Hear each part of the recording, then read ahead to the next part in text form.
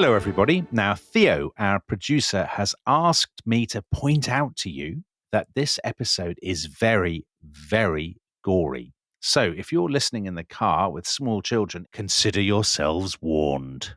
Enjoy.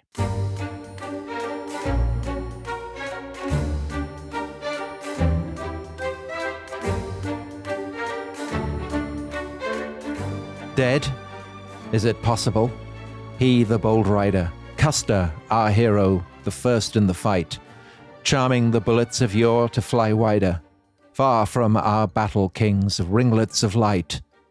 Dead, our young chieftain, and dead, all forsaken, no one to tell us the way of his fall, slain in the desert and never to waken, never, not even to victory's call. Backward, again and again they were driven, shrinking to close with the lost little band. Never a cap that had worn the bright seven bowed till its wearer was dead on the strand.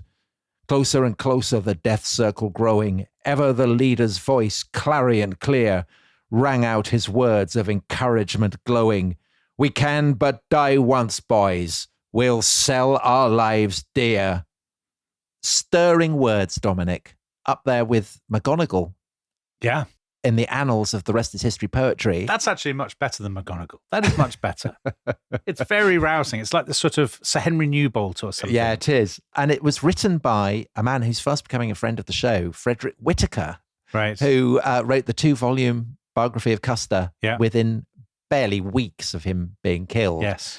And it's all very stirring, isn't it? And it kind of creates this image of Custer's last stand. The ringleted young hero. Oh. Of course, he didn't have ringlets at the Battle of the Little Bighorn. Dead our young chieftain. Yeah. I mean, is he a young chieftain at this point? He's losing his hair. But this is the poem giving voice to the myth of the last stand, Custer's last stand. Yeah, the Thermopylae of the plains. And that is the subject of today's episode, Custer's last stand, one of the epic moments in American and world history.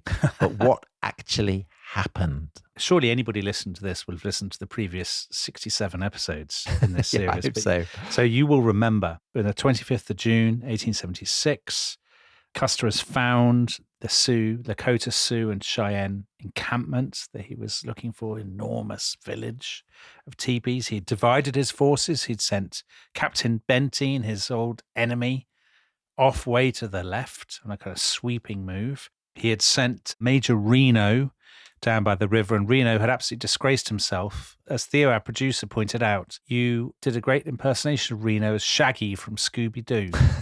Tom, which was very moving. So incredibly bloody and chaotic retreat, and they end up on a hill. Now, Custer has been up on the bluffs on the eastern side of the river. He's been looking down at the scene, and at about 3:30, the last glimpse we have of him, he has sent a message. He sent a trumpeter, Giovanni Martini, to fetch Captain Benteen. Benteen, come quickly. There's a big village. Bring the ammunition packs. And that is, of course, the message that's gone down as his last. Well, just to read the message, because the details are important, I think. Benteen, come on, big village, be quick, bring packs. W.W. Cook. So Cook is a guy with unbelievably huge mutton chops, side whiskers. Yeah. Bring packs. Yeah. So these are the instructions. Now, it's controversial, isn't it, what then happens? Because Benteen does get this message, and a lot of people are very critical of him. Yeah. Because of what happens. But just to point out, those instructions are contradictory. Because on the one hand, Custer is saying, come quick. But on the other hand, he's saying, go and get the ammunition. Yeah. And the ammunition is quite a long way up the creek because the mules are much slower. So when Benteen gets it, he's got to decide, well, what do I prioritize? Do I prioritize galloping off to join Custer, or do I prioritize getting the ammunition first? That's so you right. can see why he might be in a muddle. He's also sulking, isn't he? He wasn't happy that he'd been sent off way to the left earlier that morning. He thinks that Custer has sent him there to get him out of the front line. He's not going to get any glory. Custer will get all the glory himself. So Benteen has just been sort of pottering about with his men in this desultory way. And actually the first person they see is Sergeant Canepe, who we talked about last time, who's been sent to get the ammunition to go to the pack sort of train. And the sergeant says, as he rides past, he gives the impression that the battle is won already, doesn't he? We've got 'em, boys. They're licking the stuffing out of them, he says. Now, I'm guessing this is because the last that Canapé saw was Reno's charge, and possibly Reno's men firing, and he thinks all is going swimmingly. It's all going very well. Yeah. Benteen and co. continue. They're really moving at a fast walk, not a gallop or anything like that. As they approach the river, they see the trumpeter, John Martin, Giovanni Martini. And the trumpeter, who doesn't speak very good English, gives him the scrawled message. And he says in broken English, the Indians are skedaddling. The Indians are running away. So Benteen thinks, he is actually cross at this. He thinks, oh, I've missed my chance. Custer is going to get all the glory after all. What a shambles. What a disgrace. Now, some writers are very critical of Benteen here. T.J. Stiles, it was an unequivocal, positive command to join Custer and an insistent demand for ammunition and supplies. But it wasn't, was it? I mean, we've said it's not clear. I think Benteen, come quickly or come on or whatever it was. I mean, I think, okay, sure, he has to go and get the ammunition.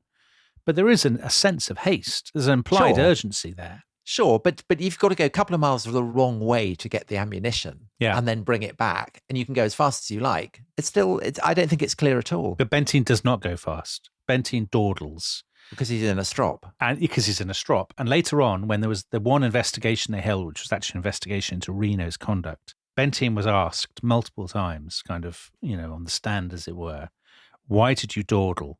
And he gave very contradictory answers. As T.J. Stiles says, he claimed he believed that Custer was perfectly safe and also that he was dead.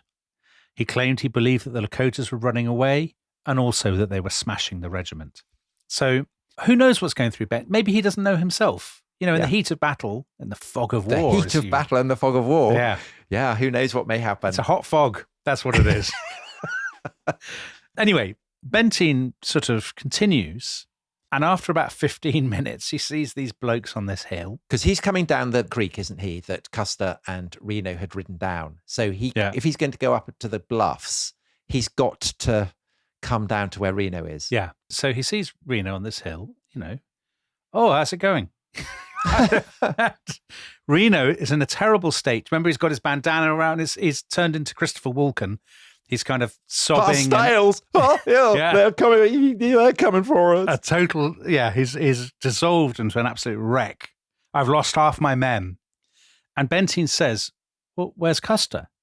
Reno, I don't know. He went off downstream and I haven't seen or heard anything of him since. Now, there are Lakota around them, but some of them are now disappearing off sort of to the north. Why? Presumably because they're off dealing with Custer, or Custer is making a move, or something is happening. Benteen shows Reno the note that says, come quick, and says, should we go and find Custer?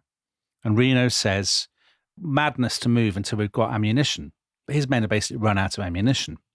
So Benteen thinks, but that's probably quite a good call. Custer can, he said later, he supposed General Custer could take care of himself. Well, almost certainly the correct decision, because otherwise the whole of the 7th Cavalry would have been wiped out. Yes. But equally, you can see that there may be personal influences on that as well. I mean, if he really adored Custer, perhaps he would have been a little bit more anxious about it. So they stay there on this hill, and they stayed there until about 5:20 p.m. So it's still light, still very warm. The pack train arrives, so they get their ammunition, and they can hear firing. I think this is, for people who are wondering how long Custer lived, I think this is quite a telling detail. They can hear firing away to the, be on the bluffs. They can't see it, what's going on, but they can hear something. And actually, numerous troopers said, that must be Custer. And he'll come and rescue us soon. Yeah. Because all the while, Dominic, that they're still being fired on. Yeah, of course, yes. So, I mean, even arrows, the arrow, if it goes into the bone, very difficult to get out. Yeah, of course. I mean, it could kill you. And a bullet in the stomach, that's not good. But then very sinister development, isn't there? Because they've heard this gunfire up on the bluffs. Mm. And then soon afterwards, they start hearing a slightly different sound of gunfire. It's a kind of zing sound came, one of the Lieutenant Varnum says. And it's the sound of the carbines and the rifles that the 7th Cavalry had been using. Right. Yeah. They're being used against, yeah. It suggests that it's come from Custer's troops. Yeah. Now, there was a point where some of them tried to break out. There was a Captain Weir who had tried to lead his company off what was called Reno Hill. Benteen and Reno ended up joining him. They can see through their binoculars what they think are Indians firing arrows at something on the ground, people on the ground possibly. But eventually they are besieged on what's now called Weir Point by a huge force of warriors, and they withdraw back to Reno's original hill. And there, Reno is just absolutely wasted by this point. I mean, he's just sitting there with his bottle like a kind of baby. And they start to create a defensive line from boxes and saddlebags and bits of the pack train and dead animals and stuff. Yeah. Actually, Benteen, I have to say, behaved very poorly at first because he said, don't bother. And his company apparently suffered more casualties, twice as many casualties than any other because of his insouciance. But he does then up his game, doesn't he? He does, yeah. He has a game of two halves, doesn't he, Benteen? Yeah. He starts off very poorly, I think it's fair to say, but then distinguishes himself later. I mean, they are facing so many warriors. And Nathaniel Philbrick says, actually, the odd thing is that Lakota never charged, because if they had charged, They would have overwhelmed them. that sort of Rorke's Drift style, Yeah. they would undoubtedly have overwhelmed the defenders. Well, Benteen, I state but the facts when I say that we had a fairly warm time with those red men. Well, that's quite British, isn't it? That's very British. A fairly actually. warm time. A fairly warm time. Duke of Wellington would approve of such understatement. So dusk comes down and then it's night, and they can hear the women howling for the dead down in the village, and they can hear drums, and they can hear the cries of celebration, and it's horrible. Oh, it is horrible. Because they're wondering, what will dawn bring? Are we going to be able to hold out? And where is Custer? Now, Benteen clearly is going around saying to everybody, I know Custer. I know the way he behaves. He's abandoned us. He's run off. Yeah, he's gone off. That's absolutely classic Custer. This is typical. He's got the victory, and So they are stuck up on this hill. But you don't think that, the fact that 7th Cavalry rifles suddenly have popped up, I suppose they might think that it's been taken by Reno's dead. I don't know. Yeah, I suppose so. I don't think they're really thinking about it. Yeah, maybe not. Most of them. I think they're just in such a funk, Tom, Yeah. and not unreasonably. A ballet funk. So they wake up the morning of the 26th. They're still on this hill. To bolster your last point, they can see at this point that some of the native warriors below, the Cheyenne or Lakota, they are wearing 7th Cavalry coats. And some of them have hats. They have the kind of straw hats. So that would be a bit of a giveaway that something untoward has happened to Custer's men. But actually, they just look at them and they say, well, maybe Custer has abandoned us and left some coats behind. I mean, who knows? Anyway, they're just stuck up there being fired at, arrows, gunshots. And they don't have water, do they? They have no water. It's getting very, very hot, of course, as the morning proceeds. Now, the 40 of these men are badly injured and have lost quite a lot of blood. And when you've lost a lot of blood, you're obviously in serious danger of dehydration. And they are desperate. I mean, one man went mad from thirst. They are chewing grass. They suck pebbles. They gnaw bullets to try and work up saliva. And there's a terrible story, isn't there, of a man who's been shot in the stomach. Mr. McVeigh. Who's begging nonstop for water, and he ends up offering $75 for a drink of water. And they said, yeah, fine, okay. A trooper braves the rifle fire of the enemy to go and get the water, From the brings river. it back, Yeah. gets his $75. The man drinks it, and it just trickles out through the hole in his stomach. Yeah, terrible. But he laid back and died in peace. So not all bad. So, yeah. Depends whether we think his Half glass full was or half half empty empty, or yeah, half full yeah. there, Tom. Yeah. And also, of course, the other thing is that when people die, they start to decompose. Yeah. And this is a particular problem with horses. Yeah. Because if a horse gets hit by a bullet in its stomach, it's kind of swollen with gases, and you get this great explosion of putrefying flesh. Yes, because they're using the horses' bodies as siege wall. Exactly. Now, we have been, or you in particular, you've made some pretty I think most listeners would agree, cruel and tasteless comparisons between Captain Benteen and your co-presenter. That's true, isn't it? But you now step forward. But Captain Benteen now absolutely distinguishes himself. Yes, well done, Dominic. You could see the bullets throwing up dust as they struck all around him, while he, as calmly as if on parade, came down our lines and after his errand, returned in the same manner, carrying in his hand a carbine. His insouciance really comes into its own here, doesn't it? What did you compare him? A man playing an aunt in the music hall or something? Yeah. Yeah, he looks like a female impersonator. Yeah. That's fair to say. But then he says to his men, he gives them an inspiring speech. Now's your time, men. Give them hell. Hip, hip, here we go. And everybody cheers and thinks this is tremendous. Well, but not everybody, Dominic. No, I know. So there is, it would be me. Yeah. There's a guy who lies on the floor crying and refuses to go. And there's another bloke who hides behind a tin of cracker boxes. And for the rest of his life is known as Cracker Box Dan. Yeah. Well, all the rest of them, except for the crying person. And there's also a guy who they've had to truss up like a hog because he was whimpering and shouting. Like a hog. Anyway. Oh, it just sounds awful. Benteen, he says, we've got to go and get water.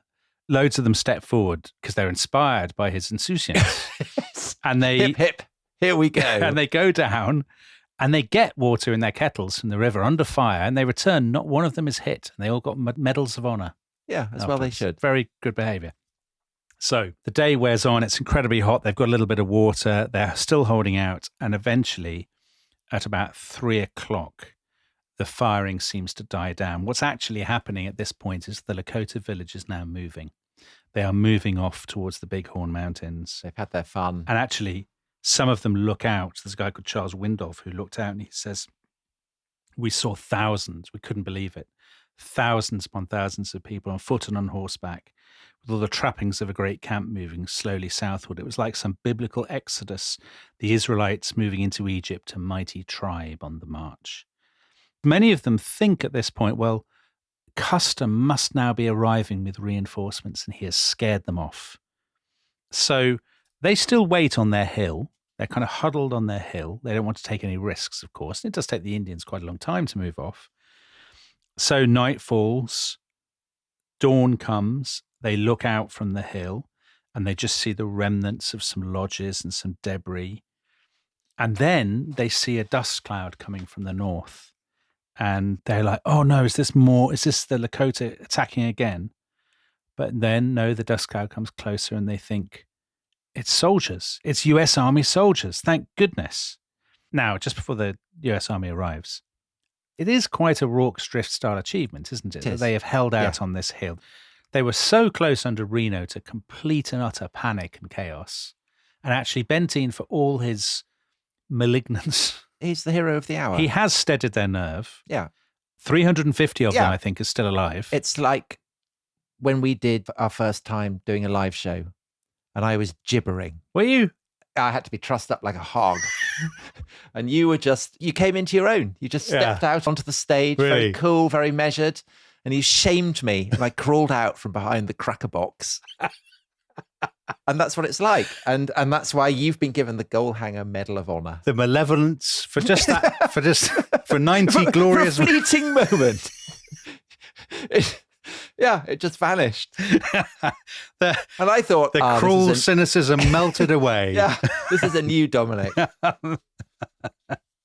Theo has written in the chat, cynical intelligence. I like that, Theo. Thank you. Anyway... No, so well done, Benteen. Yeah, well done, Benteen. So it is actually General Terry who is arriving.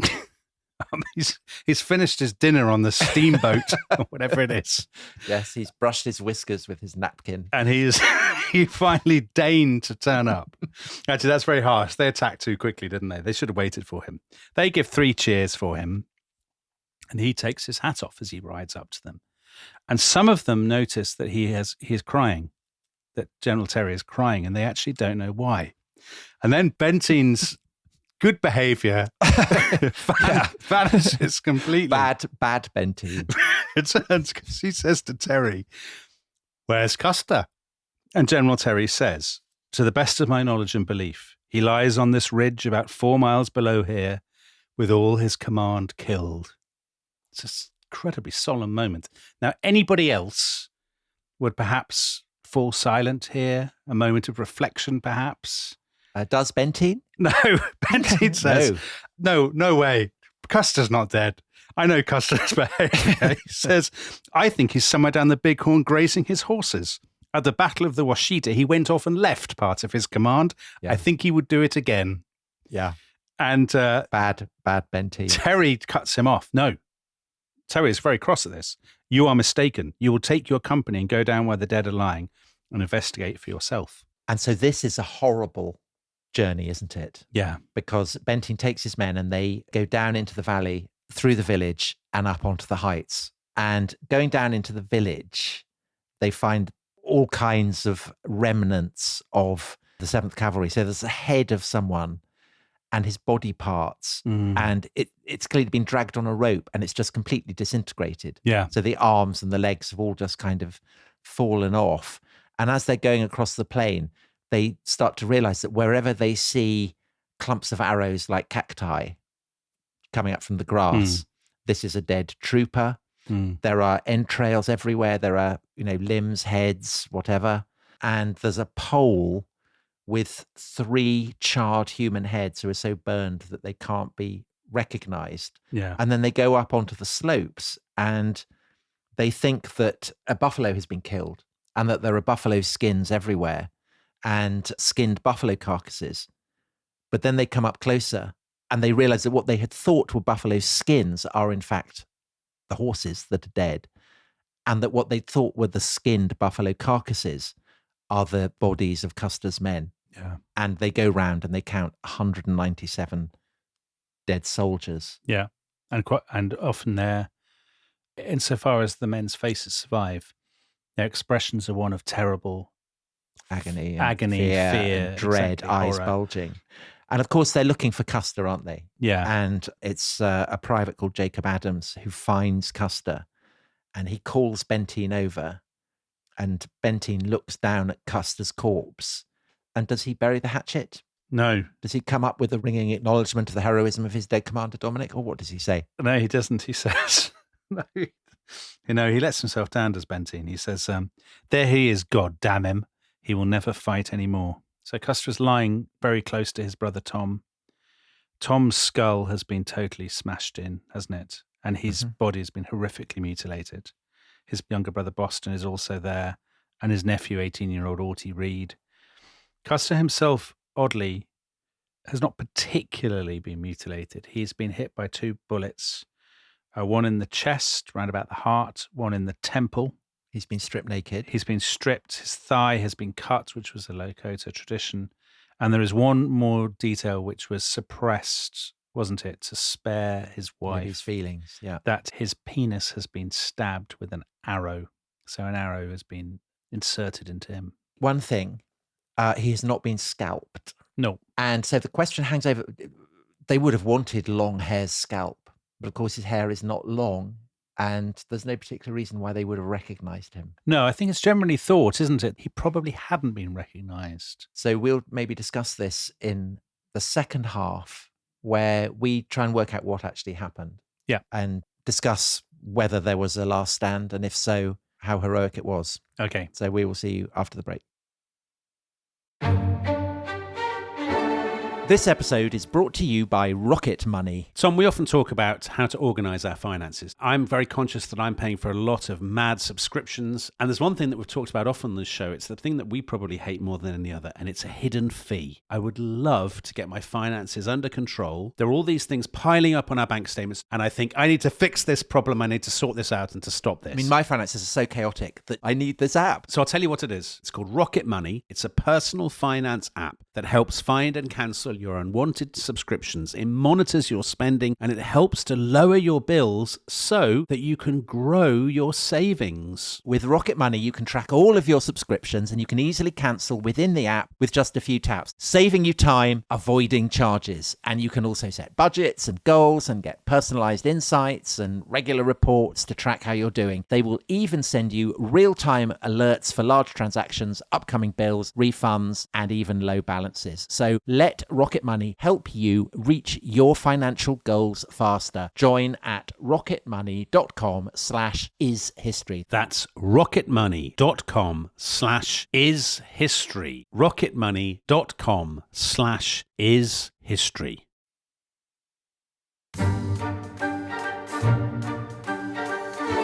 Hello, welcome back to The Rest is History. And Dominic, Custer's last stand. We've said one of the absolutely totemic moments of world history, but what do we actually know about it? And what do we know about the events that preceded it? Well, you will recall that the last we saw of Custer was at 3:30 on the 24th of June when that trumpeter rode off with the message for Benteen. And I think it's fair to say that probably is the last time that any survivor sees him alive. So, of course, the thing with Custer and his last stand, Tom, the American Thermopylae, as, all those people called it in the sort of late 19th, early 20th century. Nobody who was with Custer from that moment on survived. They're all dead. So it's been analyzed, as it were, to death. I mean, in hundreds and hundreds of books by different historians. And ultimately, the only honest answer can be that we can never know, that we will never know, that it is impossible to be certain. I mean, you will read books, we've both read them. They give extremely detailed accounts where he turned up the Kool-Aid, across the scree, but no one, they can't possibly do that. Except having said that, there are two sources of information that we're not completely lost in ignorance, because we do have eyewitness accounts, which are those who fought against the 7th Cavalry. Yeah. Now, obviously, they may be saying what their listeners want them to say. Yes. They may embellish what they saw. Be boasting. So that's not reliable. But the other thing is that the evidence of archaeology. Yes, of course. And in 1983, there was a fire, wasn't there, that kind of ravaged the battlefield site. And a lot of archaeological work was done.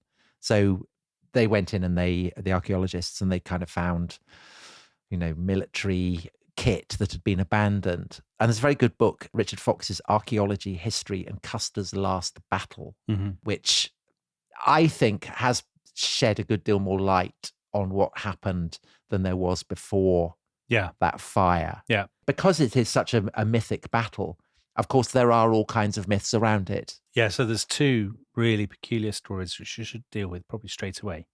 So there is one group of witnesses who are not people who fought against Custer, who are the scouts. There are 3 Crow scouts who have this extraordinary story that they told to a photographer called Edward Curtis in the early 1900s, in 1907. And they said they saw Custer watching Reno's troops being routed and running away and all the shambles and all of that stuff. And Custer just watched and did nothing from the bluffs. Now, this is, at the time, was an incendiary story. Remember that a lot of the people from that battle were still alive at that point. And Edward Curtis was really shocked by this story because, of course, this would transform the image of Custer that he had knowingly, presumably in an attempt to get all the glory for himself, had knowingly let Reno get into trouble while doing nothing to help him. And actually, Curtis sent this story, before publishing it, he sent it to Theodore Roosevelt because he knew Roosevelt was a great enthusiast for stories of the West. And he said to Roosevelt, "What do you think?" And Roosevelt said, "Well, I don't really believe it, but that said, anything is possible in a battle." Anyway, Curtis didn't publish it at first. It only came out much later on. And I think most historians now are suspicious of it. They don't know why the scouts would have made it up, or maybe got it wrong, or who knows. It would have been hard for Custer, perhaps, to get down there. It might, exactly. Now, the other story, even stranger. There was a guy called Private Peter Thompson, who was 22. He was part of Custer's company, but he fell behind. Part of his battalion, I should say, and then he fell behind. His horse was knackered. He stopped to put on spurs to kind of encourage his horse. And some Lakota warriors came near him. So he went and hid in a ravine, and there's a lot of sort of faffing around. But later on, he comes out of his hiding place and he said, he saw a Crow scout dragging a bound Lakota woman near the banks of the Little Bighorn. That's not impossible that a Crow scout could have captured a hostage or something. And then he says he saw Custer alone on his horse talking to them. And Custer waved and then rode on. And no one knows what to make of this story. I mean, some people say, is it like a hallucination? Was Custer just going off and scouting on his own for a moment and that's what he saw? I don't think it's true, because Right. I think that in the wake of the death of a famous person in a great disaster, Yeah, people are always fabricating stories Yeah, about how of they course. saw him. of course. Because there are, of course, stories that Custer survived Little Of Bighorn. course. He's now living with Elvis. And, Yeah, exactly. JFK. Captain Smith. Yes. Yeah, Captain Smith of the Titanic. Yeah. Right. No, we just don't know. Of course, the other thing is that from 1876 onwards, as soon as the story reaches the East Coast, it is big business to tell Custer stories, isn't it? Of course. So who knows? Yeah. Anyway, let's assume that both put those stories to one side because there's no way of proving them. I think we can get a vague sense, can't we? If you sort of put all the different accounts together and sift what they think. Should we just describe the topography again? Go Because on. God, Tom, well, it's just, that is the most important thing. in isn't it? 500 episodes, I've never known you such an enthusiast for the topography. I'll be honest, I often find it a real struggle to understand battles. Yeah. So in front of me, I have the Osprey Classic Battles Guide to the Little Bighorn. Love it. And I think these are excellent I books. never thought we'd reach this moment. I know, but they give you wonderful maps with arrows and things, but they also show you the terrain. So I'm looking at it now. So there is the Little Bighorn River snaking through. You've got the plain, you've got the village on the, what is it? It's the west side, haven't you? Yes, the west side of the river. And Custer's over on the east side of the river. So that's the side that Reno is on. He retreats back across the river to the east side and he makes his stand up on the heights. Custer is already up on the bluffs, up on the heights. So he is galloping along the heights. The heights are scored by ravines, by creeks. So it's not a kind of continuous race, but the bluffs that look over the village, it's quite difficult to get down from them. Yes, it is. So there is a river, a coulée. Yeah. So you could go down that. But essentially the challenge is how do you get down to the river and from the river into the village? Because I guess the assumption has to be that Custer is looking to take hostages. He's looking to round up women and children, That is as he'd the done thought, before at the wishing because he'd stone. done it before and because it's a tactic that's proven to work. So I think, and lots of people who've written about this think it is plausible that Custer probably at this point, we're talking 3:30, 4 o'clock? Yeah. Led a feint against the village or a move against the village. Well, maybe not a feint. No, maybe maybe he's not a going feint. down there Yeah. to go and grab some women. Right. Could be, some historians think possibly to draw people off from Reno. He's trying to help Reno, actually. Other people think, no, Reno's beside the point. Well, he wouldn't know about Reno, would he? Well, we don't know. We just don't know what he's seen. We don't know that he saw Reno, but it's possible he could later have seen him, right? It's about 4 miles away Yeah, well, I guess over that's bluffs. true. I just don't think you've Okay. seen him. Now, I want to say what probably happened. We have very sort of disorganized and contradictory accounts from Lakota. Should we do it in order? Yeah. Before we get into the details of whether or not he goes down to the ford and whether he dies there or whatever. Go on then, Tom. So there's a hill that will come to be called Calhoun Hill, isn't there? Mm-hmm. And this is where a large body of his troops are stationed. Yes, under a guy called Captain Keogh, who had fought against Garibaldi, And he's a very handsome man, the most the handsome man. handsomest man in the regiment. Yes. And he also has with him the eponymous Lieutenant Calhoun, Yeah. after whom the hill is named, and who had been sent a cake by his wife. God, yeah. And he has ridden into the battle with this cake, and nobody knows what happens to it. So presumably the Lakota take it. Yeah. Did they eat it and then brush their teeth with Custer's toothbrush? That's what I did them. It's one of the great unknowns, isn't it? So Calhoun Hill is kind of the southern end, and Custer is moving northwards Mhm. of a ridge of hills. Yes, it is. That's right. I think it's called Battle Ridge today. So Custer probably leaves some men, these men under Keogh, on that hill. He further divides his battalion. I mean, Custer cannot stop dividing up his Yeah, troops. but there is a point where they're all on the hill, and this is where Boston Custer joins them. Yeah. So he's come up with his his supplies and things. It depends which account you read. There are some people who think Custer went down twice to the river. So he probably went, initially, this was his plan. He went down. To scope it out. Comes back up. Or was perhaps driven back up. We don't know. Don't know. By Lakota. Now, actually, Tom, we should say everything from this point onwards. It's possible, of course, that from this point onwards, Custer is dead. Because there are some Lakota who say, well, the battle didn't take, there was no last stand and no battle. We dealt with Custer and his men straight away. It took 20 minutes, enough time for a hungry man to eat a meal. Or as one person says, it took as long as it takes the sun to travel the width of a lodge pole. Again, 15, 20 minutes. Although the question then is, how does Custer's body get up on the... Well, right. So I think it's unlikely that he's killed, as some people suggest, down at the ford, down at the river. Right. That is a theory, that there was no last stand and that the whole thing just disintegrates because Custer dies early. But I just think that's it. I don't understand how his body would have ended up on top of a hill behind a horse. I think that's in defiance of some of the archaeological evidence, isn't it? Yes, and I think so. The fact that there are so many shell casings on the top of this ridge. So it's plausible, given that also that his men, Reno's men, heard the firing going on till 5:30 or so, I think. Mm-hmm. So it's plausible people think that by about 5 o'clock, Custer is on this Calhoun Hill with Keogh, and they are...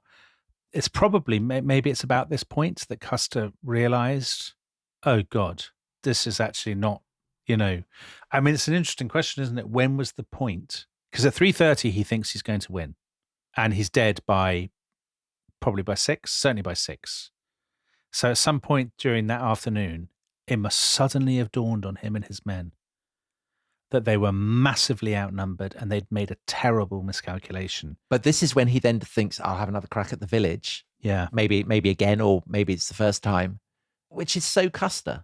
Yeah. You're outnumbered, you're outgunned, maybe 15-1. I'll just go down, attack the village, take a load of hostages. What's the problem? There must have been a moment when that gambit of going down to the village to take the hostages changes from being something that you're doing because you're going to win and this will be a way to enable that, to being a desperate, is the only way resort of preserving your life. So he does go down there and he never crosses the river and there's all kinds of slaughter. Yeah. He's brought along a journalist, obviously, because he wouldn't want to be fighting a battle without a journalist to report it. And this is a guy called Mark Kellogg. And this seems to be when he died because his body is found down there. Yeah. So there are definitely bodies down by the ford, down by the river. Up on the hill now at this point, Crazy Horse, according to some of the Lakota accounts, has joined the fray, is leading people against Captain Keogh. No. Oh, you have different accounts, Tom? Well, no, I mean, he is, but people may be wondering what are the Lakota doing while Custer is galloping up and down hills and people are getting out their cake and things like that. And the answer is that, again, Crazy Horse is not rushing immediately into battle. He's communing. He is sprinkling dust over himself. He spends 20 minutes kind of just getting himself in focus, and then he's off again. And he seems to have led warriors up a coulee, up a ravine. Love a coulee. And Gaul, 2 of whose wives and 3 of whose children had been killed by the first volley from Reno's men when they attacked the Angpapa end of the village. He is going the other way, and it does seem that the goal is to surround Calhoun Hill, where Keogh is and Calhoun. Yeah. And they seem to be doing this quite successfully, even as Custer is riding back up to what will become Last Stand Hill. One reason they're doing it successfully, by the way, we know from the archaeology that the Indians, the Lakota, the Cheyenne, are very well armed by comparison with Custer's men. Yeah. Remember that Custer's men have these terrible carbines. They overheat, and when they overheat, they stop working, or they, go off in your face or something. But also they're single shot. Now, we know from the archaeology that the Native Americans had 43 different types of weapons. And I read, a startlingly large number of warriors, perhaps as many as 300, possessed modern repeating rifles manufactured by Henry and Winchester, capable of firing 17 rounds without reloading. So they're outgunned. I mean, they're massively outgunned. And Crazy Horse's band, Gaul's band, they're kind of surrounding Calhoun Hill. They are able to, from behind rocks, shoot. They are hidden. The 7th Cavalry are exposed. As you said, many of them have better firearms. And the point comes, I think, when Gaul decides, okay, let's storm it. and they rush up the southern approaches to Calhoun Hill, and, they're blazing away, and the 7th Cavalry just disintegrate. Yeah. They're terrified. Some of them shoot themselves. One of the braves who takes part says it looked like a stampede of buffalo.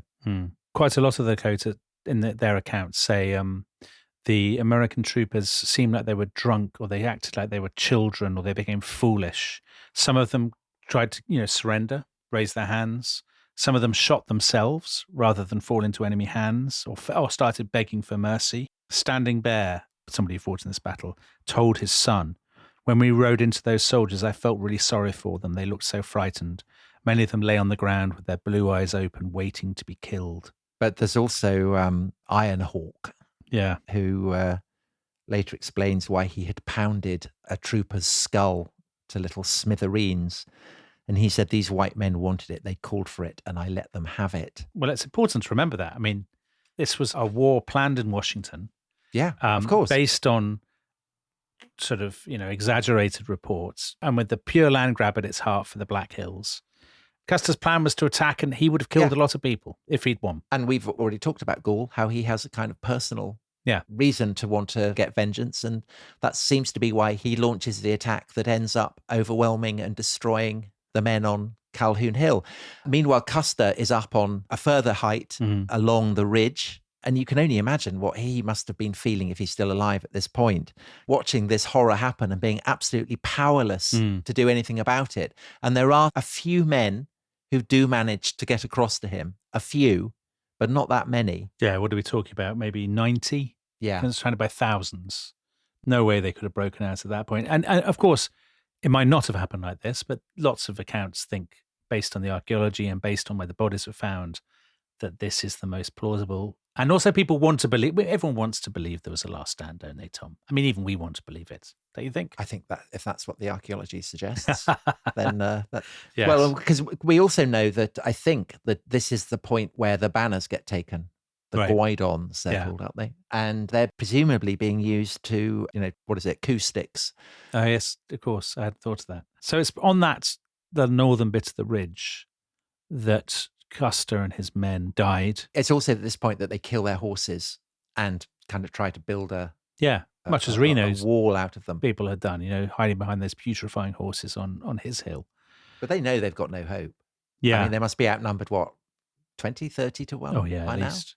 As we said, Custer probably not identified, because his body would surely have been singled out for particular. Well, I mean, interestingly, Sitting Bull later gives an interview to a journalist, and he says that he watched Custer fell, and he said he killed a man when he fell. He laughed. People love this, you see. This is the great... I want that to be true. The Laughing Cavalier. Yes, or the Norse epic, laughing will I die.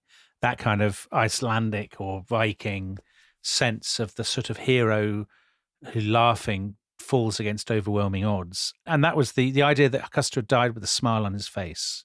Yeah. Became enormously important to the mystique of the last stand. He died with his boots on. Yeah, exactly. But actually, it's Custer's brother, Tom's fate, that gives you more of a sense of what it was really like. It's hideous. It's not laughing while you die. It's actually dying in horrible agony and then being horrendously mutilated afterwards. Yeah. And do you think that's deliberate? Do you think they recognized him? I can't remember which historian it is. It might be Philbrick. It might be, I don't know, one of the many, Peter Cousins, one of the many others. They say, presumably he fought harder than others, and the harder you fought, the more likely you were to have incurred horrific injuries. Yeah. But certainly it must have been done and dusted by about 5:30. There was a scout called Gerard who was hiding in the woods, and he heard firing continuing till, he said, 2 hours. And then no more firing. And it's at that point that the women would have come out of the village, as was absolutely standard procedure.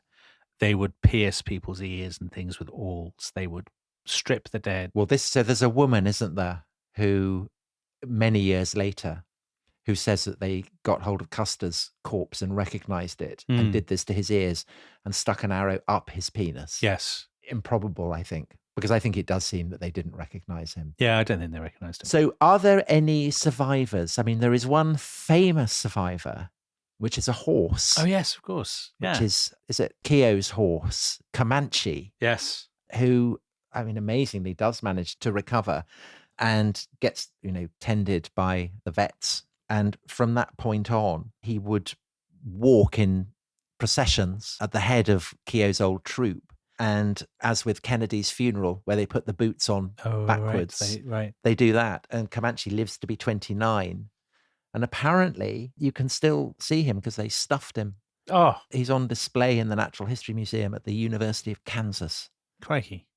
Worth making the trip just for that, Tom. Yeah. So taxidermy is something of a theme of this series, Yeah, unexpectedly. yeah. But we love a heroic horse. We do. So maybe good to end on a positive. Yeah. There was one survivor. So Benteen, this is the sight that confronts him 2 days later. As he looks down, he makes that extremely disobliging remark, God damn him, or whatever he says about poor old Custer. Yeah, he'll never fight again. In total, they had lost 258 men killed and 60 wounded. Lakota and Cheyenne probably lost about 31 warriors, 6 women, 4 children. In the grand scheme of things, I suppose you could say it's not the Battle of Kursk or something, but the symbolism could hardly be more powerful. Under Terry, they got back to the river. Terry went back to his steamer and he said to the guy who commands the steamer. Oh, thank God. Yes. White tablecloths. He said to... the flies. They had all the wounded, and he said to the guy, the captain, he said, Captain, you have on board the most precious cargo that a boat has ever carried. Every soldier here is suffering with wounds. They are the victims of a terrible blunder, a sad and terrible blunder. And they rush back east, and they break all speed records to get back to the town of Bismarck. And they get back there on the 5th of July, so the day after the nation's 100th birthday. Now, the celebrations of America's centennial had started at kind of just before midnight on the night of the 3rd of July in Philadelphia. The following day, the first story appeared, but not in the East Coast. It was in the West Coast, in the Helena Herald of Montana, and that was based on the account of a Crow scout. But it's not until the 5th of July that the story appears in New York. Basically, when they got back to Bismarck, they told there's a local newspaperman called Mr. Lounsbury of the Bismarck Tribune, and he found out about it. He dictated the story down the line on a telegram to the New York Herald. It took him, Tom, 22 hours. Oh, God. The story, he dictated 40,000 words worth of news. That's supposedly the longest telegram ever sent. 22 hours. Wow. Yeah. And it appeared in the New York Herald on the morning of the 5th. And what about Libby? What about Mrs. Custer? Libby didn't find out from that, of course. She's not in New York. She found out the following day. The news reaches Fort Lincoln, so just across from Bismarck. The commander of the fort went in to see her at 7 o'clock in the morning, apparently, and said, we have news. And she could tell straight away. And to her credit, to her immense credit, she insisted on visiting every bereaved widow in the fort to tell them personally what had happened. And she will always tend the Yeah. flame of her husband's memory from that point on, won't she? So she lived until, I think, the 1930s. She discovered that Custer had left her enormous debts. She managed to pay them off, and she became the guardian of the Custer flame. She wrote memoirs of him, and then she became almost like a sort of, this sounds harsh, and I don't mean it to sound harsh. She became professionally Custer's widow. That was her function in life. Her job. Yeah. Yeah. She was very good at it. She tended his image. But of course, straight away, when the news reaches the East Coast, people are saying, who's to blame? Well, Terry said, the wounded soldiers on board are the victims of a terrible blunder, a sad and terrible blunder. So shades of the charge of the Light Brigade, someone had blundered. Yeah, someone had blundered. And so if that is true, so if the disaster is due to a blunder, but of course there is another explanation for it that we'll come to after this. Yeah. Who's blundered? And I suppose there are 3 figures in the frame. 3 figures. General Terry, by the way, you could argue General Terry, who's meant to be the overall commander of the expedition, he doesn't cover himself with glory. Or Crook. Why didn't he communicate after the Rosebud? So I think that you can point the finger at those 2 men. Accepting that, on the day itself, mistakes were made, I think is fair to say, Tom, isn't it? So let's start with the most obvious candidate. He's the only person into whom there was an investigation, and that is Major Reno. Reno had a terrible life afterwards. He was court-martialed for sexual assault. He kept kind of wandering around, peering into women's the windows of the women's quarters in forts. He behaves extremely badly generally. He's always getting drunk and getting into fights. He's a very troubled man. So Frederick Whitaker, who you began with the poem, Custer's first biographer, the man who really invents the Last Stand story, Whitaker basically waged an endless campaign against Reno and said Reno was responsible for Custer's death. And lots of people, when they were writing accounts in the 20s and 30s, this one here I found, Robert G. Carter, I think it's in the 1920s, Reno showed the white feather from the start, and his entire conduct was that of a white-livered, yellow-streaked coward. If there was ever a pusillanimous poltroon in the army whose name should be handed down to future generations as an arrant coward, Marcus A. Reno is the man. I mean, I think that actually there is a measure of truth to that. If that Lakota woman who we quoted in the previous episode was accurate in saying that had Reno charged, as Custer would undoubtedly have charged right at the beginning, then perhaps things might have been different. I think that was the only prospect they had of winning the battle. So it is possible that Reno was the only person who had the opportunity to seize a victory in his hands, and he fluffed it. Yeah, he did fluff it. And he didn't command well. There's parts of me, though, that feels sorry for Reno. Yeah, I feel sorry for him. He's a very troubled man. Yeah, but I do think that he was the only person who could have won that battle. But he's not a Custer. No. Had Custer been there, he might have won it. He's the wrong man in the wrong place. He behaves very badly. But whose task was it to assign him that job? It was Custer's. So ultimately, if we are spreading blame around, the blame is with Custer. Historians generally, I would say, treat Reno. They agree that Reno was a coward and that he panicked. I think most of us are perhaps less inclined to be too judgmental because we know we've never been in battle ourselves and we don't know how we would react. I know exactly how I'd react. Well, anybody who's ever read about, the men in the world wars knows that every man is only brave up until the point when he cracks. I mean, everybody cracks. It's very rare for somebody not to. There's always a point. You never know when it will be. So that point where, Bloody Knife's head explodes in his face, can I blame him for panicking at that point? And now, of course, lots of people who will listen to this and say, God, you're making excuses for somebody who is in a position of responsibility. But there's part of me that does feel a little bit sorry for him. Now, Benteen, on the other hand, Benteen did behave very well in the later stages of the battle. He rallies the men on the hill. But historians tend to be very critical of Benteen, don't they? I think harshly. Do you? I think he behaves well. I think that perhaps his prevarications over... It's the prevarications that people point to. Over what he thought about Custer. I mean, it's possible that he thought... I mean, either Custer is dead or he's winning a glorious victory. Yeah. And either way, there's no point in going to... Yeah, but it's his job to go, Tom. I mean... I understand that. Had he gone up, he would have been wiped out as well. And Reno's men would have been wiped out. I agree. So Benteen is the man who saves, a fair proportion of the 7th Cavalry. Yeah. And I think he deserves credit for it. Thank you, Tom. Well, I hope you remember that next time you confront a similarly outwardly amiable but ultimately malign personality. Dominic, I see the inner good in you. Oh, that's nice. And that, I think, is one of the lessons of studying the Little Bighorn campaign. So we're glad you've got something positive out of it. Yeah. So finally, of course, Custer. Now, interestingly, at first, the reaction was mixed to Custer. He wasn't immediately the national hero. So Republican newspapers, because of course they remember that he has attacked Grant and he's been endorsing Democratic presidential candidates and all kinds of things. Republican newspapers said, what a fool Custer is. Disobedience of orders, a fatal blunder, says the headline in the Chicago Daily News. And it's Democrat papers that say, what a brilliant person Custer is, a friend to the white man, an enemy to, everybody else, terribly hard done by at the battle, Little Bighorn and so on. Actually, over time, that partisan animosity just disappears, doesn't it? And everybody concludes, oh, Custer is brilliant and he's such a martyr and a hero of the West. Actually, I tell you the saddest sentence in this whole story, and it comes from not a brilliant man, to be honest. It's Custer's father, who's still alive, Emmanuel Custer. And when he read the papers saying that it was Custer's mistake and that had led all these men to their deaths, he said, they wrong my dead boy. There's something about those words, they wrong my dead boy, that kind of really resonates with me. I don't know why. Well, because you're massively sentimental. Yeah, because ultimately a very kindly person. Despite, beneath your your malign, cynical, evil exterior. Yeah, clearly. There's a gooey center of sentimentality. Definitely. I've got a Disney core. That's why.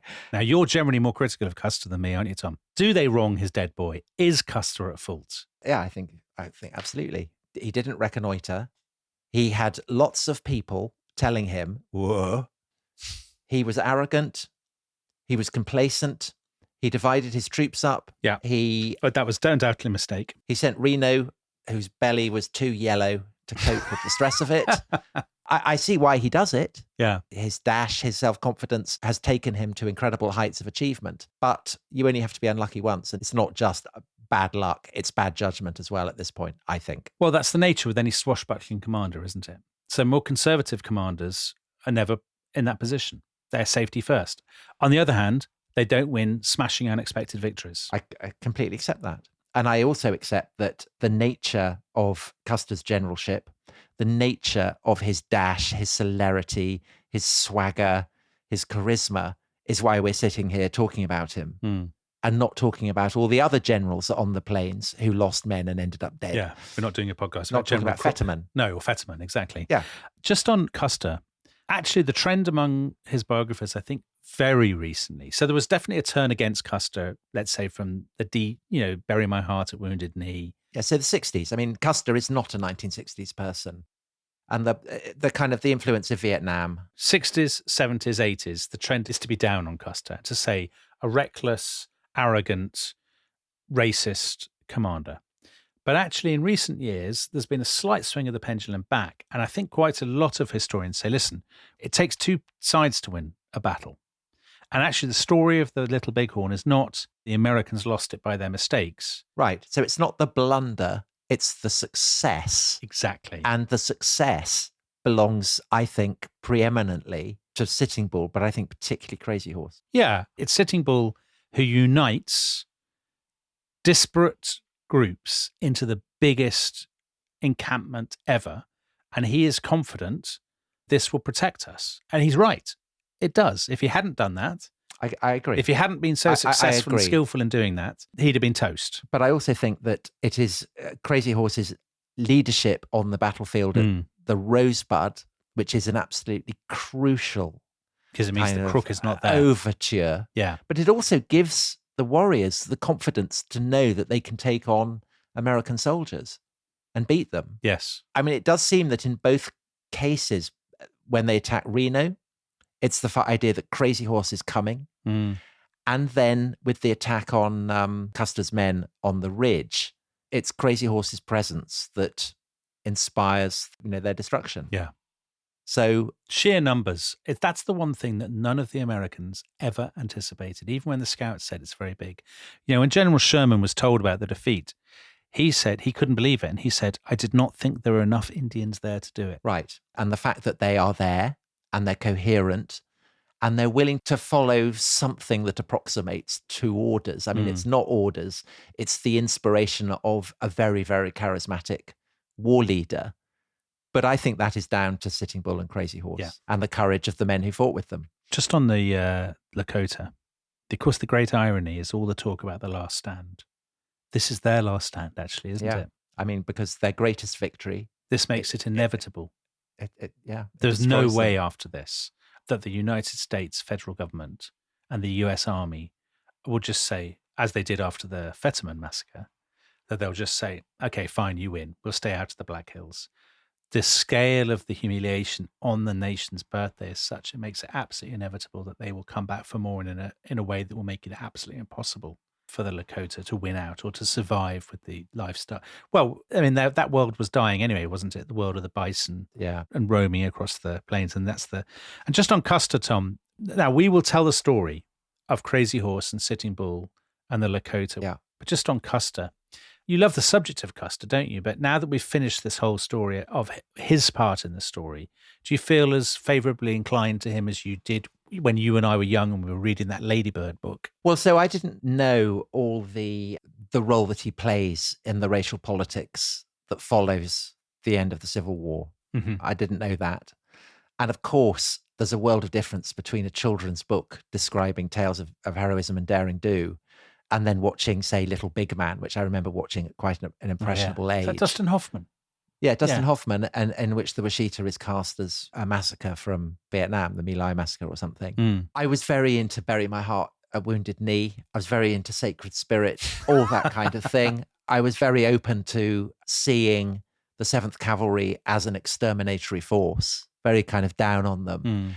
But having said all that, there is something almost joyous about Custer's zest for battle and for living that I think is appealing and does explain why he is so vivid as a historical figure in a way that all these other kind of almost identikit generals with their mutton chops and their whiskers and their, their kind of dour behavior just doesn't. I mean, he does dazzle. And this is why we've done this great series on him. He's like one of those characters, isn't he? Like, I mean, we've done some pretty terrible, by many standards, Hernan Cortez. Or I don't think he's like Hernan Cortez. Well, Hernan Cortez is much more calculating. I think the person he reminds me of is Rupert of the Rhine, who likewise was a kind of youthful hero, the dashing cavalier who charges down hills and is swashbuckling, but of course who stages all kinds of massacres and who ends up a slaver in the Caribbean and seems to, essentially not the stuff of a hero. And yet he is heroic. He does have the kind of the dash. He does have the swagger. The archetype of that is Alexander the Great. Leading charges, swashbuckling, blonde hair blowing in the breeze. Yeah, Alexander is a vastly more significant figure, vastly more resonant figure. I think, fundamentally, Custer is a slight figure in the kind of the scales of history. But the reason for studying him and the reason that the justification for doing this series in the depth that we have done is that he is a brilliant way of looking at this period of American history that is so important, and yet relative to other periods of American history is very little studied. And Custer is the great kind of shining figure from this period, as also, I think, are Sitting Bull and Crazy Horse in very different ways. And it's the fact that it's the fusion, it's the way that these two unbelievably dynamic figures end up meeting. The symmetry of the story is perfect. And there are certain episodes, certain narratives in history that do have a quality of symmetry that just makes them kind of perfect for study. Well, we were talking about the Homeric quality of it, weren't we? The fact that it feels like it could be a Viking epic or whatever. So we will, as we said, end the stories of, we'll tell you what happened to Crazy Horse and to Sitting Bull, and indeed the Lakota more generally. And that story does end with another really extraordinary and very, very moving set piece, which is the story of the ghost dance and then the massacre at Wounded Knee.